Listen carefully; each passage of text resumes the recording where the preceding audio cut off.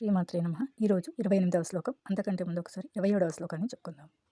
శ్వశురాన్ సుహృదశ్చైవ సేనయోరుభయోరపి తాన్ సమీక్ష స కౌంతేయః సర్వాన్ బంధూనవస్థితాన్. ఇప్పుడు 28వ శ్లోకం.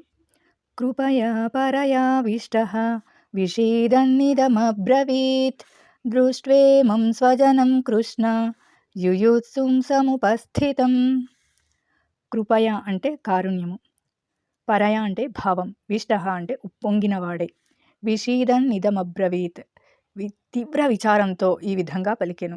సంజయుడు ధృతరాష్ట్రునికి చెప్తున్నాడు అనమాట అర్జునుని యొక్క భావనను. అర్జునుడు ఏం పలికాడు? అర్జున ఉవాచ, అర్జునుడు పలికెను. ఏం పలికెను?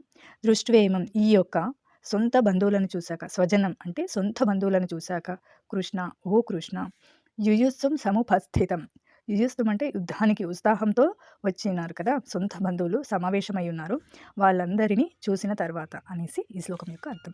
కారుణ్య భావము పొంగినవాడే తీవ్ర విచారంతో ఈ విధంగా పలికెను. ఓ కృష్ణ, యుద్ధానికి బారులు తీరి ఒక్కొక్కరు ఒకరినొకరు చంపుకోవడానికి పూనుకుంటున్న నా బంధువులను చూసి నా అవయవాలు పట్టుతప్పుతున్నాయి.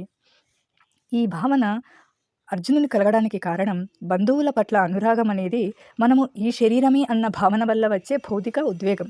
ఆ ఉద్వేగానికి ఇప్పుడు అర్జునుడు గురి కావటం వల్ల ఆయన మనసు ఈ విధంగా ఉద్వేగానికి గురి అవుతోంది. శ్లోకాన్ని ఇంకొకసారి చెప్పుకుందాం. కృపయా పరయా విష్టః విషీదన్నిదమబ్రవీత్ అర్జున ఉవాచ దృష్ట్వేమం స్వజనం కృష్ణ యుయుత్సుం సముపస్థితం. 29వ శ్లోకాన్ని రేపు చెప్పుకుందాం.